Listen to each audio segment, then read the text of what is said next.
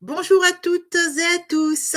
Du fait des évolutions du monde professionnel, de la réglementation aux attentes des actifs et du monde en règle générale, nous avons choisi d'explorer ensemble les moyens de repenser le monde du travail. Je m'appelle Corinne Estelle-Diemin, je suis entrepreneure et fondatrice de Plume & Biz. Notre métier, permettre à nos clients d'améliorer la productivité et la fidélisation de leurs collaborateurs. Et pour cela, tous les jours, nous accompagnons des dirigeants, des directeurs et des RH dans leurs enjeux en termes de ressources humaines, de RSE ou encore de communication interne et de marque employeur. Avec notre live Bibuzz, nous vous proposons de rencontrer des hommes et des femmes de métier qui vont partager avec nous leur passion, leur vision et aussi et surtout leur retour d'expérience sur des sujets clés. Et aujourd'hui, j'ai le grand bonheur de recevoir Clément Quillec. Bonjour Clément. Bonjour Corinne. Alors Clément, tu vas nous en dire plus, mais tu es aujourd'hui président de Quillec Invest. Tout à C'est fait. bon? C'est parfait. Tu es ce que l'on nomme classiquement un gestionnaire de patrimoine et aussi, petit clin d'œil, un ancien sportif de haut niveau. Tout à fait. Tu fais du conseil et du courtage pour les entreprises, de la gestion de patrimoine pour les individus que nous sommes. Est-ce que tu veux compléter? Non, c'est parfait. Donc, en effet, il y a toute une casquette gestion de patrimoine pour les dirigeants d'entreprise. Et aujourd'hui, on va beaucoup parler de ce qu'on peut faire pour les PME et tous les outils qu'on a à disposition pour les aider à optimiser beaucoup de choses, dont l'épargne salariale. Merci. Alors, une fois qu'on a dit ça et que je t'ai présenté, on a à peu près tout dit, mais on n'a certainement pas compris grand-chose. C'est d'ailleurs la raison pour laquelle tu es mon invité aujourd'hui, car notre sujet, c'est justement l'épargne salariale expliquée par un pro à des nuls et à des moins nuls. Alors, dans un environnement professionnel en constante évolution, les entreprises cherchent des moyens innovants pour attirer, motiver, fidéliser leurs talents. Quelle que soit la taille de la structure, on retrouve systématiquement cet enjeu et ce besoin. L'épargne salariale se révèle être un outil stratégique puissant qui offre aux employés une opportunité de se constituer un capital tout en participant au succès de leur entreprise.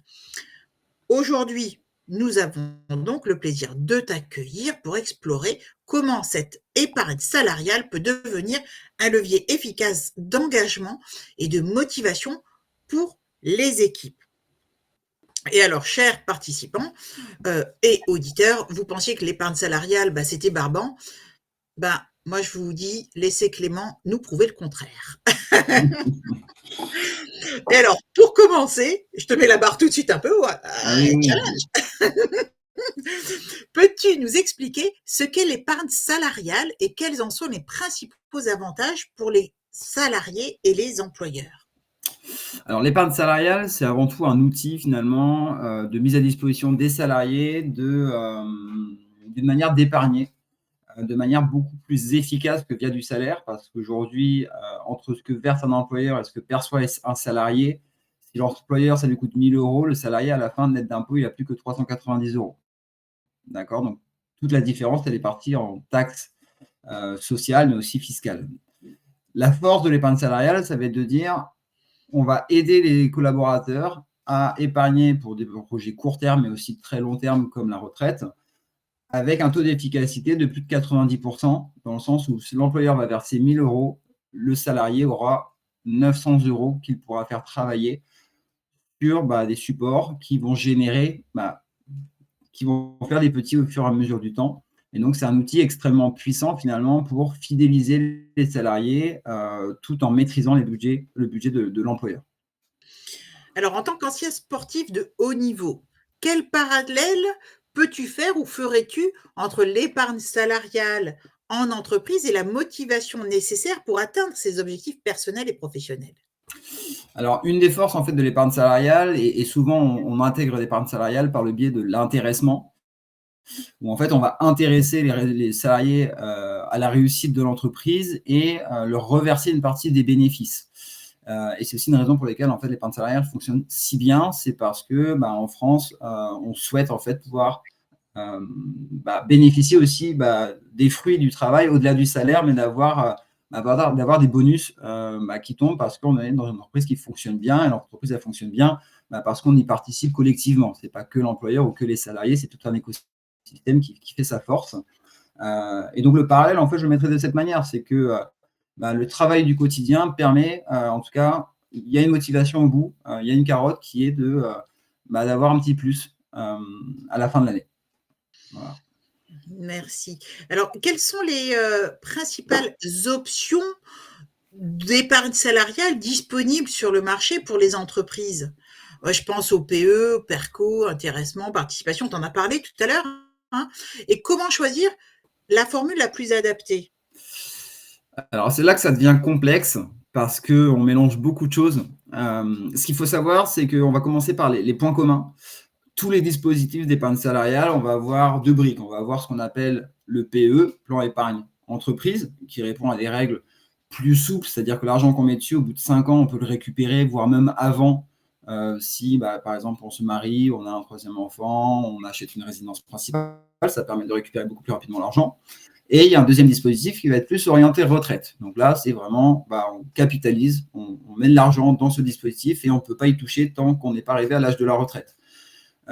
Ce qui est pertinent aussi parce qu'on sait aujourd'hui que la retraite de base ne suffira pas et donc capitaliser sur le plan épargne retraite de l'entreprise permet de compléter au moment du départ à la retraite. Maintenant qu'on a dit ça, ça va être le point commun entre tous les plans d'épargne salariale. Maintenant, il va y avoir un organisme qui propose le dispositif.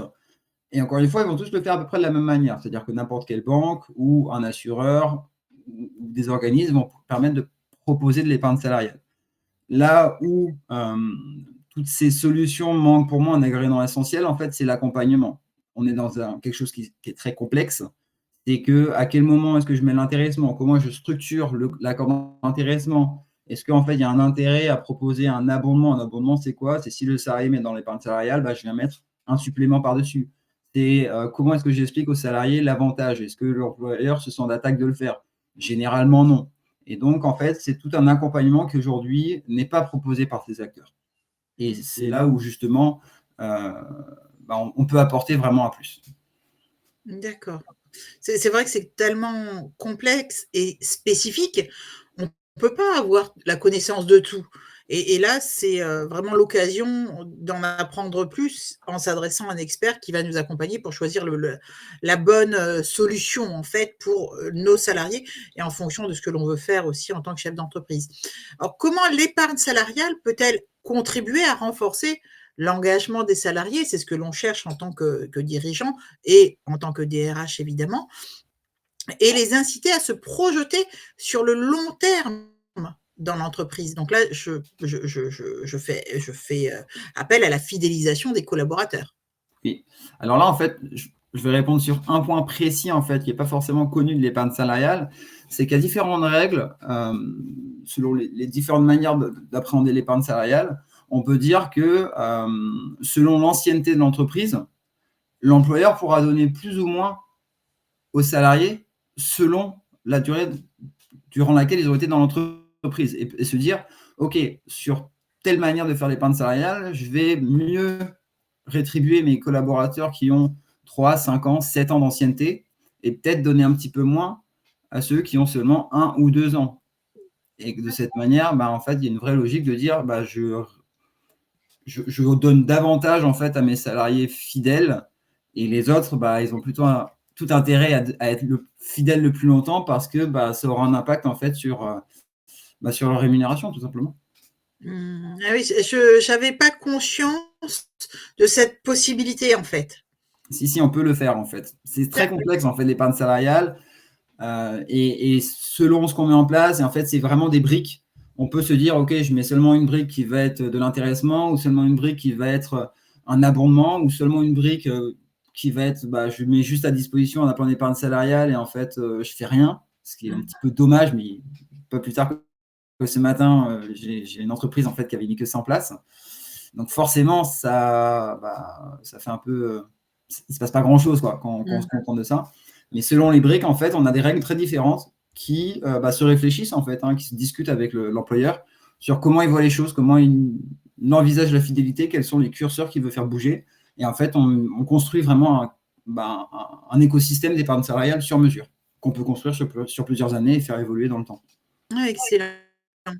Quel conseil donnerais-tu aux entreprises, donc aux dirigeants, qui souhaitent mettre en place un programme d'épargne salariale attractif pour leurs équipes?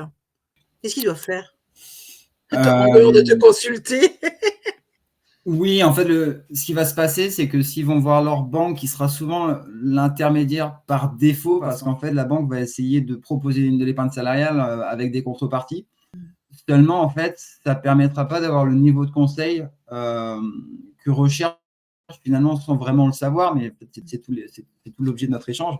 Un accompagnement dans la durée est fiable, c'est-à-dire que, en tout cas, la force du cabinet, ce que j'apporte aux dirigeants, c'est que je suis leur interlocuteur, je suis à mon compte, donc a priori, je ne vais pas être remplacé tous les 3 ans, pas du tout l'objectif, alors que c'est le cas partout ailleurs. Et on va vraiment se voir et construire en fait sur mesure ce dont ils ont besoin, parce que chaque entreprise a ses propres problématiques du quotidien, une démographie du personnel qui est différente, qui n'a pas les mêmes besoins. On ne va pas faire de l'épargne salariale de la même manière si on a des salariés qui sont majoritairement à un SMIC ou peut-être à 2 SMIC versus un fonds d'investissement où en fait on sait que les salaires sont à plusieurs fois le SMIC, et dans ce cas-là, on n'appréhende pas du tout de la même manière l'épargne salariale. Aujourd'hui, de l'épargne salariale, on peut monter jusqu'à 60 000. On n'imagine pas faire ça chez tout le monde, mais il y a quelques sociétés chez qui, en fait, il n'y a pas de sujet, il y a beaucoup de bénéfices, on peut redistribuer. Dans ce cas-là, on va faire une stratégie vraiment sur mesure. Dans tous les cas, ça va être sur mesure. D'accord.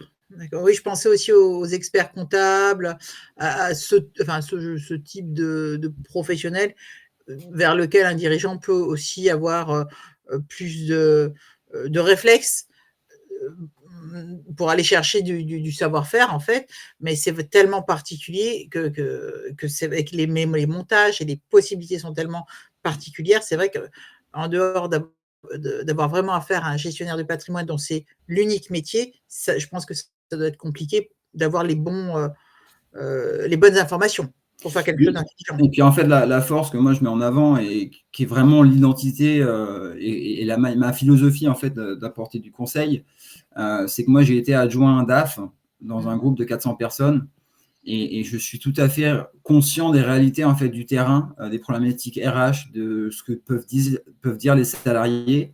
Et en fait, voilà, l'épargne salariale telle que je la pratique, c'est pas juste mettre en place un outil et puis débrouillez-vous. Il y a énormément en fait. C'est OK, on a cet outil, mais en fait derrière tout reste à faire. Et ça, c'est l'erreur qu'on retrouve beaucoup.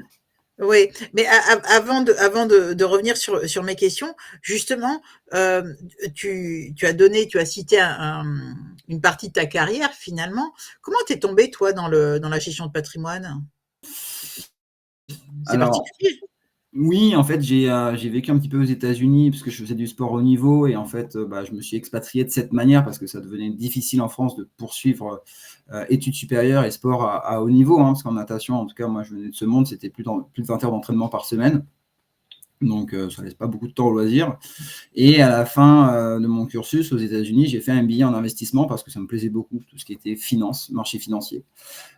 Et donc, quand je suis rentré en France, en fait, en 2017, tout simplement, toute la partie investissement, ça me plaisait. Donc, j'ai développé ça comme une passion. Dès que j'avais du temps, j'ai persévéré dans cette branche. Et puis, et en parallèle, j'ai mené une carrière dans la finance d'entreprise. Donc, en fait, j'ai vu les deux côtés de la finance, marché, entreprise, qui se rejoignent finalement de temps à autre. Et la gestion de patrimoine s'est construite finalement avec, d'un côté, une forte expérience, on va dire, à titre salarié, et d'un autre côté, une forte expérience plutôt issue d'une passion, mais dans laquelle, en fait, à un moment, quand on fait une passion de manière approfondie pendant des années, on a une expérience qui est valable et qui permet de construire un cabinet et d'un seul coup, d'adresser, en fait, deux typologies de clientèle. Qui en soi, présumément, en fait, n'ont rien à voir l'une avec l'autre, mais du coup, j'ai fait le pont avec les deux. Merci pour ce partage. Et alors, je reviens à mes questions. Peux-tu nous parler des erreurs ou de tes constats, hein, les erreurs courantes que tu peux voir, et qu'il faut absolument tenter d'éviter lors de la mise en place d'un plan d'épargne salariale ou d'un quelconque programme, patrimonial, en fait, hein? Alors sur l'épargne salariale, en fait, l'erreur principale que je vois, en fait, c'est OK, il y a une réglementation, je le mets en place et sans me rendre compte de l'opportunité finalement qu'elle représente. En l'occurrence, en épargne salariale, pour moi, c'est une vraie opportunité de faire les choses dans le bon ordre d'un point de vue RH. Et derrière, en fait, d'économiser, en fait. C'est-à-dire que c'est un magnifique outil pour cocher la case de économiser sur les charges URSSAF, tout en faisant plaisir aux salariés parce que ils vont toucher un peu plus et en plus, ça va être net d'impôts pour eux. Mais par contre, pour atteindre ces objectifs, ça ne se fait pas tout seul. C'est-à-dire qu'il faut l'accompagnement et l'erreur principale, c'est de te dire je ne serai pas accompagné. Alors que la réalité, c'est que moi, je réussis à intégrer mon accompagnement dans le coût global moins cher que s'ils étaient en direct avec la banque. Ouais.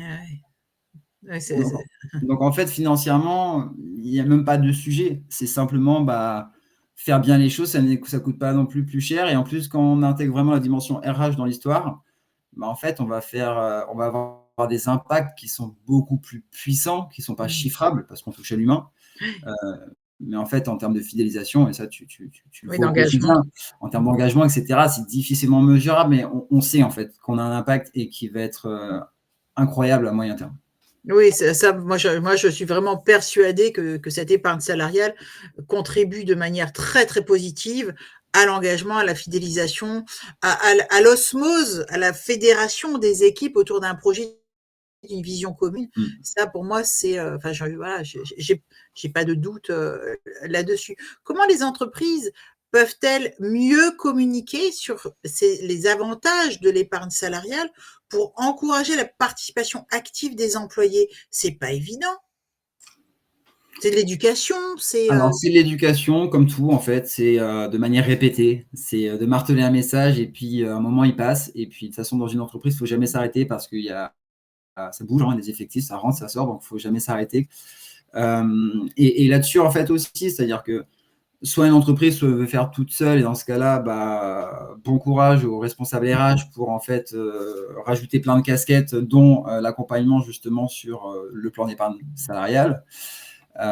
Et en fait, c'est une des forces aussi de l'accompagnement que j'apporte, c'est-à-dire qu'à chaque campagne, une fois par an, alors, au moment lors duquel en fait, on fait une campagne de versement sur les épargnes salariales, moi, ce que je vais faire, c'est que je vais proposer un ou plusieurs webinaires directement avec les salariés, lors duquel, en fait, je vais faire une première partie où je leur rappelle et je leur remets en fait le graphique de l'efficacité sur du salaire versus l'efficacité sur l'épargne salariale pour leur rappeler et faire un peu d'éducation financière pour leur rappeler quand même qu'en France, rien n'est gratuit et qu'en fait, ça se paye via les charges sociales. Et j'aime bien rappeler un peu ce discours qu'on pourrait dire pro-employeur, mais en fait qui est pro-salarié, parce qu'en fait, s'il y avait moins de charges sociales, en fait, ils auraient plus de net à payer. Mais j'aime bien leur rappeler ça. Donc ça, c'est une première facette. Et puis, deuxième facette, c'est de les accompagner. Donc, une fois qu'ils ont compris que c'est intéressant pour eux, leur dire, en fait, double bingo, on va vous expliquer sur quoi vous pouvez investir et vraiment gagner de l'argent. Et donc ça s'accompagne parce qu'en fait, le niveau d'éducation financière est souvent assez faible. En tout cas, il y en a qui sont avertis, mais il y en a beaucoup qui sont perdus. Et en fait, de faire ça tous les ans, ça finit par rentrer, en fait. Oui, puis je pense que, enfin, tu l'as dit, mais je ne personnellement, en tout cas, je l'avoue, je ne me serais jamais sentie de faire cette éducation. Je trouve que c'est un métier tellement particulier. Un RH ne peut pas avoir la connaissance, éventuellement, je dis bien éventuellement, pour certains superflus, mais jamais dans les détails comme toi tu peux, répondre à des questions ou je trouve ça excellent en fait de faire ces webinaires d'éducation à l'ensemble des populations de l'entreprise, qui ont tous en effet des niveaux de compréhension différents du sujet. Mais justement, quelles sont les implications fiscales et les avantages financiers concrètement Pour les salariés, alors tu l'as bien dit par rapport au salaire, aux charges, au brut, au net, Mmh. et cetera. Mais, sur l'épargne salariale, est-ce que tu peux nous en dire nous faire, rêver, nous faire saliver sur justement, ce côté fiscal, avantage fiscal et financier, point de vue salarié? Alors, point de vue salarié, en fait, si on regarde sur l'aspect fiscal qui va être plus parlant, imaginons un salarié touche 1 000 € de net à payer via son salaire, d'accord? Imaginons un salarié qui soit sur une tranche d'imposition à 30 Du coup, il va payer, allez, quasiment 300 € d'impôts sur le revenu, soit sur son prélèvement à la source, soit en fin d'année. D'une manière ou d'une autre, il va les payer, ces 300 €. Alors, je schématise parce que c'est en fait, c'est Oui, oui. moins de 300 €. Bref. Via l'épargne salariale, en fait, il va avoir les 1 000 € qui vont vraiment aller, encore une fois, je simplifie, hein, qui vont vraiment aller sur l'épargne salariale. Imaginons un PE, plan d'épargne entreprise, qui est le plus souple, hein, en termes de dispositif. Donc, il n'aura pas 700, il aura 1 000 € qui vont travailler. D'accord? Imaginons, il n'a pas besoin de cet argent tout de suite, il se dit, bon, je le débloquerai dans 5 ans, donc je peux prendre un petit peu de risque. Il va faire travailler cet argent aller à, je sais pas moi, 2, 3, 4, 5, 6, 7%. Ce qui veut dire que dans 5 ans, il peut récupérer l'argent, ça vaudra, imaginons, ça vaut 1 200 €, ce qui est pas aberrant, hein, c'est à peu près cohérent si le salarié prend un petit peu de risque et suit globalement les directives que je leur donne lors des webinaires. En fait, à la fin, il va récupérer, il y aura un petit peu de taxes sur les 1 200 €, mais il va quand même récupérer un bon 1 150 € pour faire très simple. D'accord. Au lieu des 700 qu'il Alors que aurait 700 de départ, ou alors même s'il avait placé de la même manière, jamais il sera arrivé aux 1 150 €. D'accord. Ah bah non, oui, c'est sûr que s'il récupère ses 700, qu'il les place, il n'arrivera jamais à remonter, oui, enfin, Donc voilà vraiment l'impact fiscal. C'est-à-dire d'accord. que, et sur l'argent qui a été mis, il n'y aura jamais eu d'impôt sur le revenu, Mmh. et sur l'argent qu'il récupère, il y en a moins. On a D'accord. un petit peu ce qu'on appelle les prélèvements sociaux qui sont partout, qui financent la sécurité sociale, mais il n'y aura pas la quote-part impôt sur le revenu qui viendra à la sortie. Et du coup, côté employeur? Côté employeur, on va avoir, alors côté employeur, ça va pas être un avantage fiscal, ça va être un avantage en charge sociale. D'accord. D'ailleurs, petit correctif, hein, en fait, c'est pas du tout 1150, ce serait plus 1170, 1180. Je viens de refaire le calcul. J'ai pas une calculatrice dans la tête. Et oui, pour revenir sur l'employeur, en fait, lui, en gros, le gros avantage, c'est les charges sociales. Ça veut dire qu'il ne payera pas les 47% de charges patronales, et il n'aura pas à payer pour le salarié, encore une fois, les charges sociales de 22%. Donc, en fait, l'employeur, il économise quasiment une moitié de salaire, quoi. Oui, parce que s'il veut donner 1 000 €, soit c'est 1 000 € moins l'intégralité des charges patronales et salariales, soit c'est 1 000 € plus, les charges, C'est ça. Donc, patronales. c'est pour ça que souvent, on tranche un peu la poire en deux, en disant que le salarié va avoir plus que si c'était du salaire, mais Oui, l'employeur versera quand même moins que si c'était du salaire. Comme oui, ça, tout le monde est content dans l'histoire. Et ça d'accord, permet de financer aussi l'énergie un petit peu de très mettre clair, en place ce très, très clair. dispositif. Ouais, très, très clair. Hem, L'épargne salariale est souvent perçue, en fait, comme un outil, réservé aux grandes entreprises, malheureusement. Quelles sont les solutions pour les TPE, PME qui souhaitent en profiter? Est-ce qu'on peut, faire bénéficier, ces équipes dès qu'on a 5-10 collaborateurs? Oui. Est-ce que enfin, explique-nous un petit peu ça.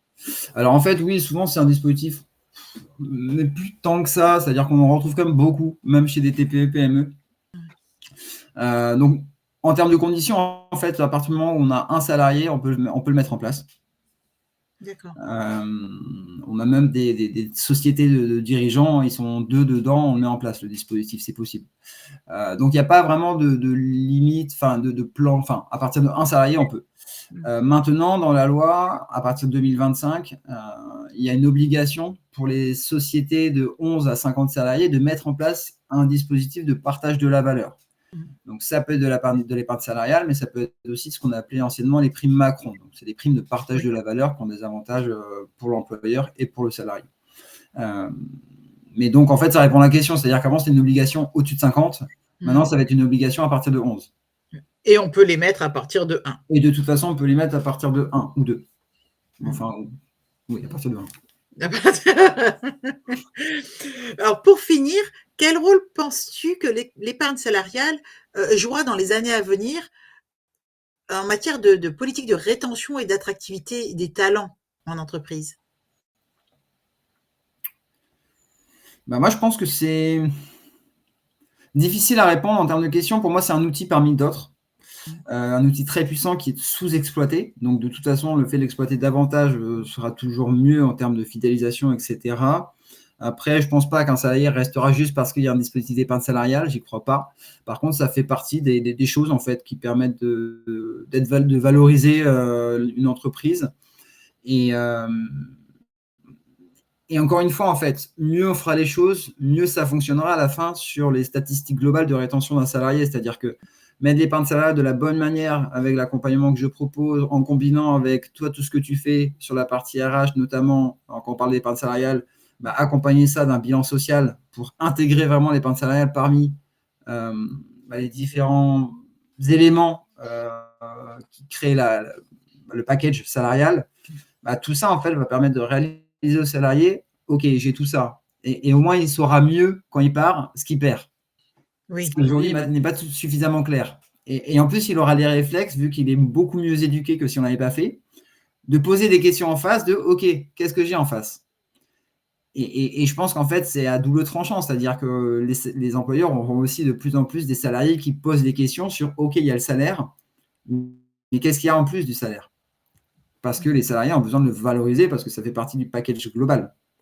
Oui, il y a il y a le package rémunération où entrera en effet cette épargne salariale et ça rentre dans un package encore plus large avec la qualité de vie au travail, l'ambiance, enfin le vivre au quotidien finalement. Tout à fait. Merci beaucoup Clément. En tout cas, c'était extrêmement clair. Donc tu as bien rendu ce sujet au départ ardu, maintenant parfaitement compréhensible par tout le monde. Merci à toi. Merci pour la précision et les exemples que tu as donnés qui nous ont permis aussi de mieux apprécier finalement ce qu'est l'épargne salariale et comment elle joue un rôle bénéfique à l'ensemble des acteurs de l'entreprise, que ce soit les employeurs, que ce soit les salariés. Notre live se termine. On te retrouvera bientôt sur d'autres sujets. Merci pour le temps que tu consacres à nos Bibuzz. Merci pour nos participants. Et merci à nos participants et à nos auditeurs également d'être restés avec nous pour ce Bibuzz sur l'épargne salariale. Ne manquez pas nos prochains rendez-vous et si vous en manquez, eh bien, vous pouvez retrouver les replays sur notre chaîne YouTube et également sur notre site internet Plumenbiz. Prenez soin de vous et puis je vous invite à découvrir directement Clément sur son profil LinkedIn où il donne à nouveau d'autres informations, il partage plein de choses fortement intéressantes. À bientôt, merci beaucoup. À bientôt.